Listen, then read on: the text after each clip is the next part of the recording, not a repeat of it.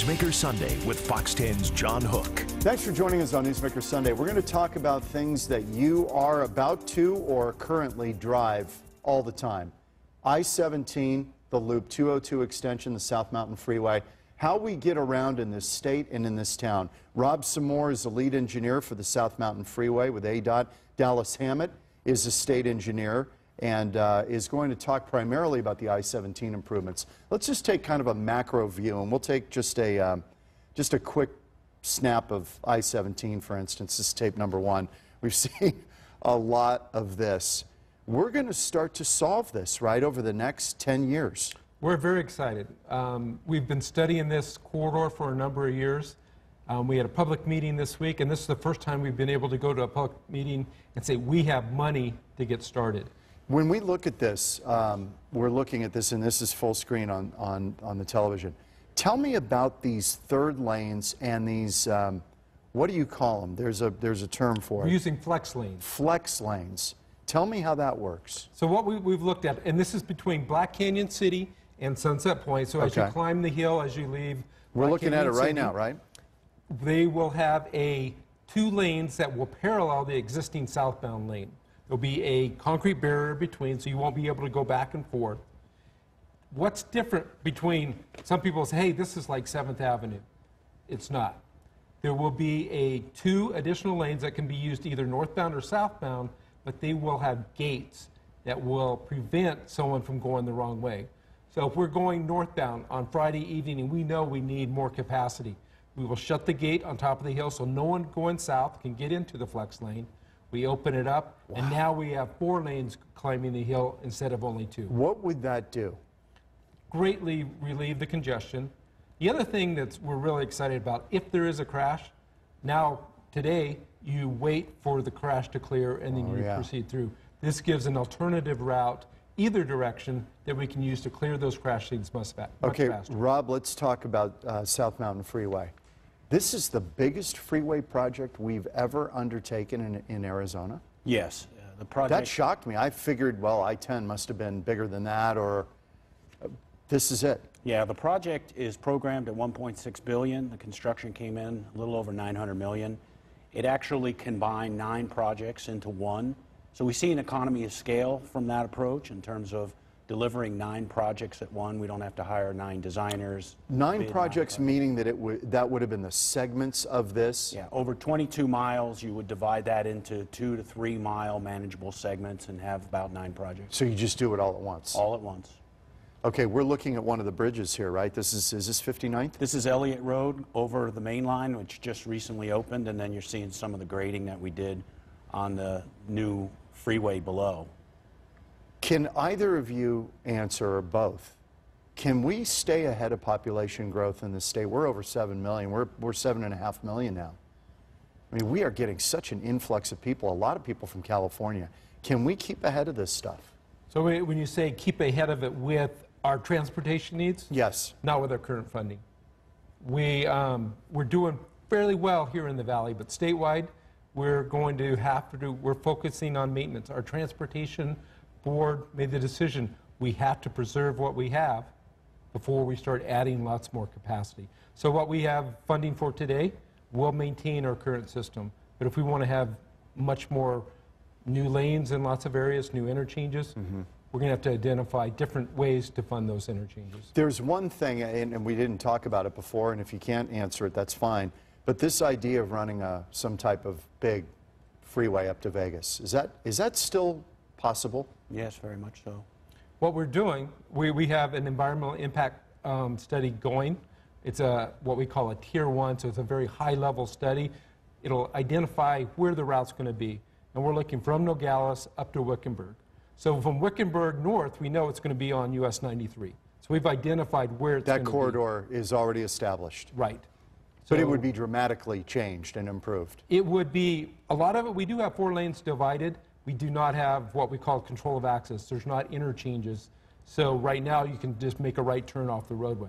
It would look like Interstate 10 once it was an Interstate 11. Just a pie in the sky. When would that, is that the 11? Do we call it 11? Yes, John, that's 11. When would something like that possibly ever be completed? What would be just kind of a, okay, maybe by 2030 we'd have that? I don't know. What would it be? In my opinion, it's beyond 2030. But what we could have earlier are independent sections. So maybe before then we have an I-10 to Wickenburg, knowing that we have 4 lanes divided. So it's not quite an interstate, but it is a freeway that can carry lots of people. It wouldn't be Interstate 11, but we're going to have segments along that corridor before 2030. Let's get back to the I-17 for a minute. And Ty Brennan kind of did a piece on this, explaining some of the frustration that people go through when you travel I-17 currently if there's a backup, and then this idea of flex lanes. It's fascinating. Take a look. ADOT says they now have the funding in place to add additional lanes of travel along the I-17 just north of Anthem. They say this will alleviate a lot of issues, and they're looking for public input. Anytime there's any issue on the I-17 north of the valley, you can anticipate a crowd at the historic Rock Springs Cafe while motorists wait out the traffic. A lot of times they'll just come into the parking lot and come into the cafe or get some takeout food and come back out here to the parking lot and enjoy a little picnic while they wait for the freeway to open again. Augie Perry's owned the restaurant since 2008. It seems like more and more the delays are becoming more frequent and lengthier. The stretch of the I-17 from Anthem to Sunset Point has been a rough spot for ADOT for years. I-17 has been that 2 lanes in each direction for decades. I think it's held up pretty well considering the growth here in Arizona. However, we know that we want to make the improvements. Doug Nensel, spokesperson for ADOT, says funding is now in place and they're ready to take the next step to hopefully alleviate congestion and delays. This is a chance for us to talk about the different options that are on the drawing boards. Some ideas they'll be unveiling to motorists are the use of flex lanes that can be changed to move traffic around an accident or open up additional lanes of travel on a busy day. They hope to begin construction by 2021. Now, if you weren't able to make it out to the meeting but want to add your 2 cents to ADOT, we have provided a link on our website, fox10phoenix.com. Ty Brennan, Fox 10 News. Okay, so we were talking as we were watching Ty there, thanks to Ty Brennan. I-17 now, the money came from where? Right now it's through our current 5-year program, mostly federal funds, on the flex lane. So there's about $120 million that we have programmed in 2020 and 21. We also, the Maricopa Association of Governments, put in $50 million of regional freeway funds along that corridor that would help add a 3rd lane between Anthem and Black Canyon City. So we need both projects to go. If we had 4 lanes coming into 2, that wouldn't work very well either. So we need that 3rd lane to go along with the flex lane project. Think about that part of it, yeah. All right, Rob, let's talk about South Mountain again for a minute. I'm going to show you, this is some drone footage we took. This is tape number 9, and we'll fly this and give you a little sense of it. But this is a really ambitious project. When this is finished, what is the benefit to, and who's going to really benefit from this? The project brings together motorists from the East Valley and the West Valley, so cities of Chandler, Mesa, Tempe, Queen Creek. They will be connected to Avondale, Goodyear, so cities on the east side will have another option to get to the west side in addition to the Broadway curve. Is this going to eliminate or alleviate some traffic congestion that we're starting to see on the 10, particularly in the tunnel, the Deck Park Tunnel? Yes. So this project will connect to the Santan Freeway right at the I-10 interchange in Chandler. It will go around or east on Pecos Road. It'll bend to the north, go through the mountain, come up 59th Avenue, and connect to I-10 on the west side, essentially giving motorists another option to avoid both the Broadway curve and the tunnel downtown. What we're looking at here, how big of an engineering marvel is this to do this kind of thing? There's plenty of challenges. In the video that you're seeing right now, this is the I-10 Loop 202 interchange. These bridges are 50, 60 feet in the air. We will construct this interchange over traffic. We have, as you can see in the upper part of the video, I-10 remains open during most of the construction. Right, which is remarkable. We recognize that there'll be some impacts to motorists through night and weekend closures, but our team of designers and our contracting partners, they are working every day to build this interchange with the minimum disruption to traffic. I'm curious, with something that big, that massive, what does it have to be able to withstand? Do you factor in things like earthquakes, even though we're not a particularly hot zone for geologic activity? The bridge designers have certain factors of safety that they look at. There is geotechnical factors, as you mentioned, earthquakes. There's dead load, live load, the weight of the cars, the weight of the concrete, and all of that is calculated following national standards. It's just amazing. To build something like that, what is the timeline? What, from design to actually The total finishing? project was a little over 44 months, 1,350 days. That included design and construction. As you know, previous to the announcement of bringing our developer on board, we had a very lengthy environmental study to identify both purpose and need, the alternative selection, and proposed mitigations for any of the environmental impacts that were identified during that study. Are we getting quicker at putting these up, at building this kind of thing? Well, what makes this project unique is we entered into what we call a public-private partnership with our developer. Our developer consists of 3 contractors, Fluor, Ames, and Granite, along with a designer, WSP, and then the Arizona Department of Transportation. By combining those 9 projects into one, we saw some economies of scale, both in time savings and in dollars. We believe that it took about 3 years off of the original 9 project schedule. So we're going to be able to deliver this in a little over 3.5 years, 44 months, and we believe that once opened, that project will alleviate that traffic, as we discussed earlier, in the Broadway curve. And that will be done 19, right? Fall of 19. Fall of 19, so it's coming. We're going to take a quick break with Rob Samour, lead engineer for South Mountain Freeway, and Dallas Hammit, state engineer, talking about some of the I-17 improvements. When we come back, a question many of you ask: when we build a freeway, then a few years down the line, we add on another lane, typically because of need. Why don't you build it wider to begin with? We're going to ask these guys when we come back on Newsmaker Sunday.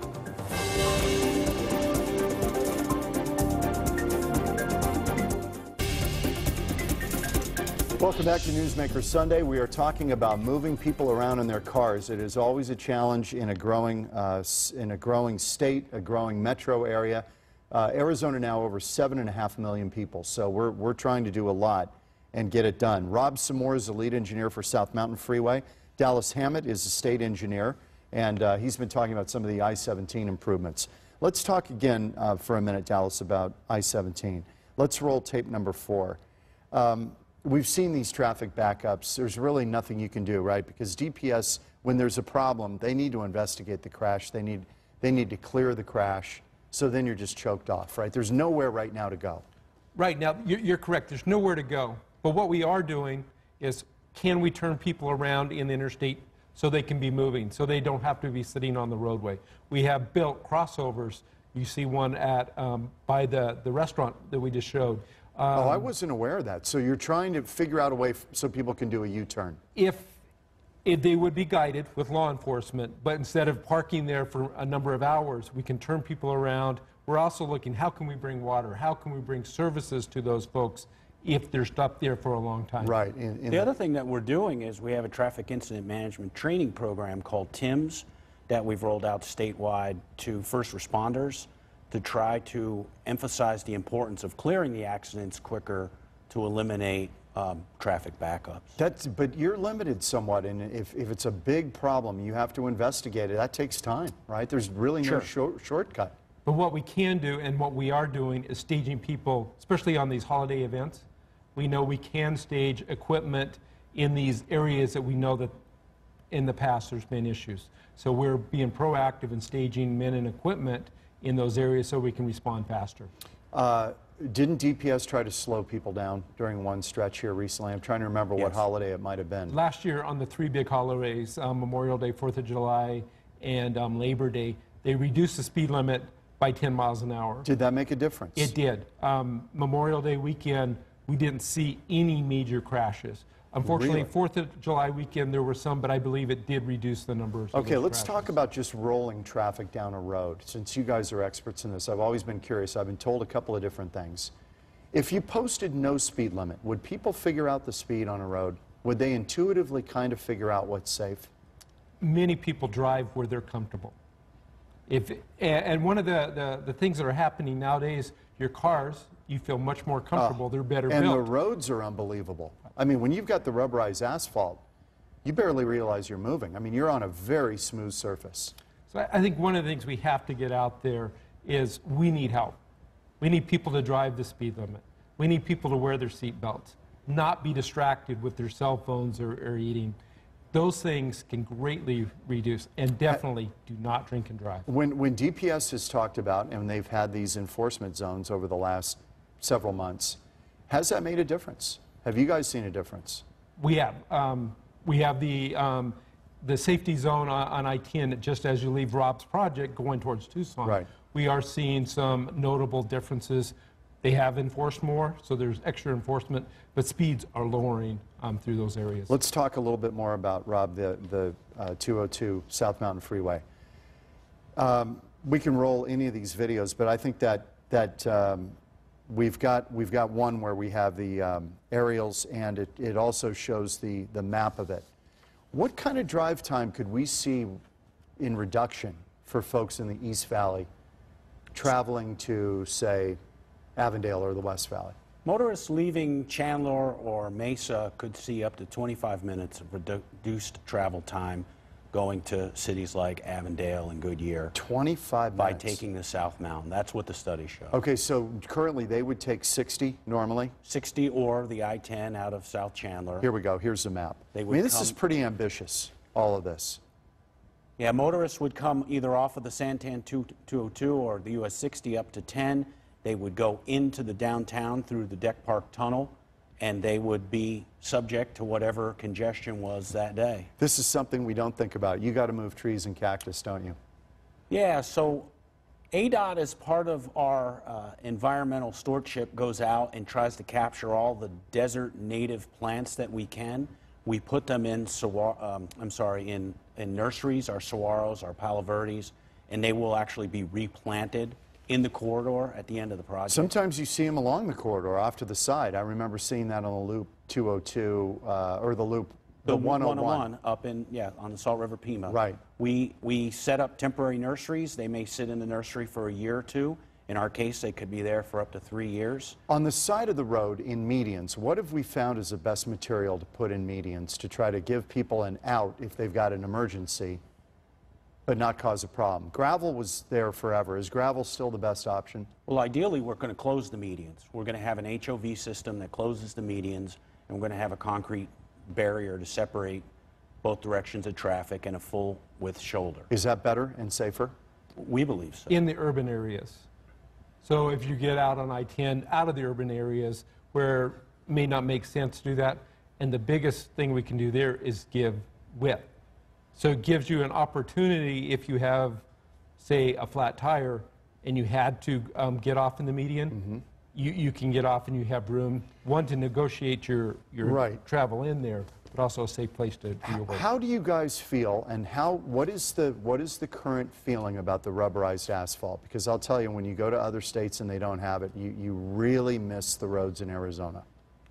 Yeah, the rubberized asphalt came through some desires to look for other driving surfaces that didn't have such a noise component when the tire and the pavement interact, and you get that traffic noise. So we identified opportunities to use rubberized asphalt. The City of Phoenix had been using it for years on our freeways to try to reduce the sound. 51 was one of them, right? Yeah, I believe some of the first rubber went down on the 101 around 90th Street back in the late 90s, early 2000s. Right, I remember it. I drove it a lot. And so we've had a lot of success with the rubber overlays. We're actually using them on some of our rural roads to help elongate the wearing surface. So it's actually a better surface. Yeah, yeah. And longer lifetime. Yeah, longer lifetime. Longer lifetime, quieter. The challenge we have in the urban area is it really has a 10 to 15 year life. And so while we have capital money to put into new projects to put it down, that maintenance money, which is not always federally eligible, which is not always on everyone's radar for funding, is a challenge for us to then go back and have to put those same miles of freeway back into a rotation for rehabilitation. We're going to take a quick break. Talking with the folks from ADOT, Rob Samour, lead engineer for South Mountain Freeway, Dallas Hammit, state engineer. And when we come back, what is the next frontier in trying to move people around in their cars and trucks? Back on Newsmaker Sunday in a moment. Back with Rob Samour. He's the lead engineer for the South Mountain Freeway with ADOT. Dallas Hammit is the state engineer. What's the next frontier? What's the next big project? We have a number of them, and I'll talk about one in the rural area and let Rob talk about some here in the Maricopa County urbanized area. But we need to finish ITM between Phoenix and Tucson. We have 22 miles just as you go south of the Rob project at the 202 that we need to get the third lane. We had 2 other choke points. They're under construction today. So within 2 years, everything south of Casa Grande will be 3 lanes divided. We need to get that third lane through the Gila River community completed, and that would give us 3 lanes from Phoenix to Tucson. Did you have to? You had to deal with the Indian community? We will work with them. They're away a partner. They're the owner, and we want to make it work for both of us. What else? Here in Phoenix, there's a number of projects. The Loop 101 is going to get another lane on it, both the Price section and then the Pima north around I-17. Oh, so north from Princess Drive to I-17. There's going to be another lane going in there. North and southbound? Yes. You're going to work on both sides simultaneously? That's correct. How much disruption will that cause? In our experience on the Pima 101, what we would do is push traffic to the inside and work on the outside, maintaining the same number of lanes in a reduced speed. And that's one thing that we do ask motorists to be conscious of is, you know, be prepared to slow down in those work zones to avoid having any accidents. But we would keep the same number of lanes and just widen to the outside. You know, it's funny, you drive in California, the lanes are so tight. What have you guys determined is a safe lane width? Is there a number?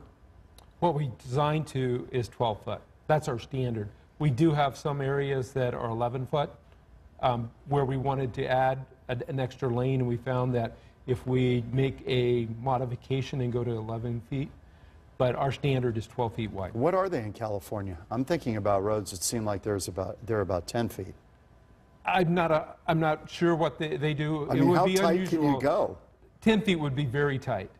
I'm not saying they don't have short sections, but I do know there's some areas that have 11 feet. But the standard through the national standard is 12 feet. With the population growing here, and we're getting tremendous pressure now, migration from other states, particularly California. But conversely, we've seen a lot of people are telecommuting. They're working from home. Is there kind of a balancing of less pressure with traffic, or is it constantly going to increase? What we've seen, we see vehicle miles travel increasing. So the amount of miles people are driving on our roads has continued to increase. We've got a minute left. Something I've noticed, I think when we kind of came out of the downturn and more people were working, you really saw an uptick in traffic again. During the downturn, it was like a ghost town out there a lot of days. Was I imagining this? No, I think you saw 2 things. You saw the downturn and you saw gas prices go up. And as gas prices go up, more people use public transportation, they carpooled. Now gas prices have been down for a couple of years. The economy's better, and we're seeing more people driving. And more construction trucks out there because there's more happening. That's correct. Yeah, we have a number of projects in the urban area. I mentioned the 101, but we have the Broadway Curve. It's going to be reconstructed shortly. I believe there's about 41 projects in the MAG region that'll actually be under construction. 10 seconds, so yes or no. Can we keep up with the demands? It can be done. It can be done. Yeah. We're going to have to be creative and look to the future to do it. Rob, do you want to? It can be done. We need funding, and we need to continue our partnerships with the Federal Highway Administration, the municipal planning regions, and our industry partners. Rob Samour and Dallas Hammit, thanks. Good to see you guys, and we'll have you back, and we're going to take a ride soon. Yeah, you bet. We'll put it on the news. Yeah. We'll see you next week on Newsmaker Sunday. Thanks, John. Appreciate it.